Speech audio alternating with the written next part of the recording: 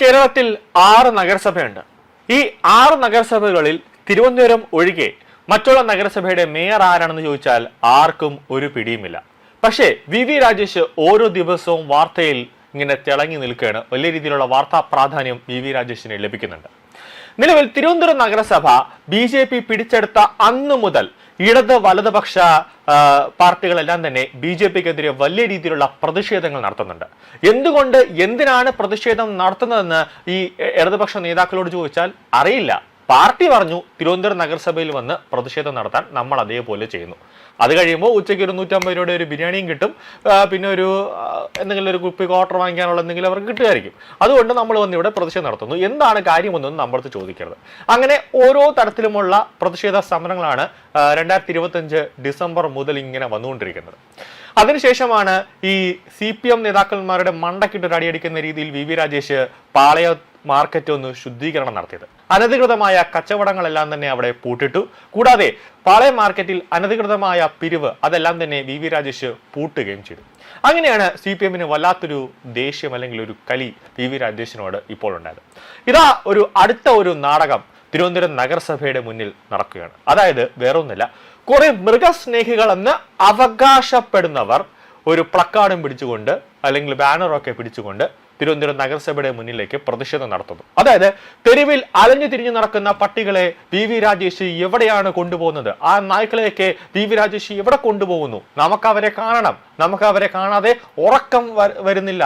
കിടന്നിട്ടാണെങ്കിൽ ഉറക്കം വരുന്നില്ല, ഇരിക്കാനാണെങ്കിൽ ഇരിക്കപ്പുറതിയും കിട്ടാത്തൊരവസ്ഥയിലേക്ക് എത്തുന്നു. വി രാജേഷിനോട് ചോദിച്ചപ്പോൾ വി രാജേഷ് നമ്മളെ നോക്കി കണ്ണുരുട്ടുന്നു. വി രാജേഷ് ഇതിന്റെ ഒരു മറുപടി പറയണം എന്നൊക്കെയാണ് പറഞ്ഞത്. ഇത്രയും കാലം അതായത് മുൻ മേയറായിരുന്ന ആര്യ രാജേന്ദ്രനും പ്രശാന്തും ഒക്കെ ഭരിച്ചിരുന്ന സമയത്ത് തിരുവനന്തപുരത്തെ തെരുവുനായ ശല്യം വളരെ രീതിയിൽ വ്യാപകമായപ്പോഴൊന്നും ഈ പ്ലക്കാർഡ് പിടിച്ചുകൊണ്ട് ഈ ചേച്ചിമാരെ ഒന്നും തന്നെ പൊതുമധ്യത്തിൽ കണ്ടില്ല, അല്ലെങ്കിൽ ഈ മൃഗസ്നേഹികൾ എന്ന് അവകാശപ്പെടുന്നവരെ ഒന്നും തന്നെ കണ്ടില്ല. ഇപ്പോൾ ഇതാ തിരുവനന്തപുരത്ത് നഗരസഭ ഭരിക്കാൻ BJP എത്തിയപ്പോൾ മുതൽ വലിയ രീതിയിലുള്ള നായ്ക്കളോട് വലിയ രീതിയിൽ സ്നേഹം ഈ ചേച്ചിമാർ പ്രകടിക്കുന്നു. അവർക്ക് നായ്കളെ പൂർണ്ണമായിട്ടും ഈ തിരുവനന്തപുരം നഗരത്തിൽ നിന്ന് മാറ്റണമെന്ന് പറഞ്ഞു. ഓക്കെ, ശരി, സുപ്രീം കോടതി പറഞ്ഞ ABC പദ്ധതി പ്രകാരം നായ്ക്കളെ എല്ലാം തന്നെ തിരുവനന്തപുരം കോർപ്പറേഷൻ അവരുടെ ഷെൽട്ടറിലേക്ക് മാറ്റുന്നു, പിടിച്ചുകൊണ്ടു പോകുന്നു. ഇപ്പോ ആ നായ്ക്കളെ കാണണം, ഓരോ മാസവും ഒന്ന് കാണണമെന്നാണ് ഈ ചേച്ചിമാര് തന്നെ ഇപ്പോൾ പറഞ്ഞത്. ഇതുകൊണ്ട് ചെന്നപ്പോഴാണ് വി രാജേഷ് ഇവരെ കണ്ണുരുട്ടി പേടിപ്പിച്ചത്. അപ്പോൾ വി രാജേഷിനെ കണ്ണുരുട്ടി പേടിപ്പിച്ചു എന്ന് പറഞ്ഞുകൊണ്ടാണ് ഇവിടെ സമരം നടത്തുന്നത്. കൂടാതെ ഈ സമരത്തിന്റെ ഇടയിലേക്ക് ഈ മൃഗസ്നേഹികൾ എന്നൊക്കെ പറഞ്ഞ് അവകാശപ്പെടുന്നവർ നടത്തുന്ന സമരത്തിന്റെ ഇടയിലേക്ക് ഒരാളും കൂടി ഒന്ന് നുഴഞ്ഞു കയറി. അതായത് ഈ കഴിഞ്ഞ ആറ്റുകാൽ പൊങ്കാലയുടെ അന്ന് തകൃതിയായി തന്നെ അനധികൃതമായി പിരിവ് നടക്കുന്നു എന്നൊരു വാർത്ത വി രാജേഷിന്റെ ചെവിയിലേക്ക് എത്തുന്നു.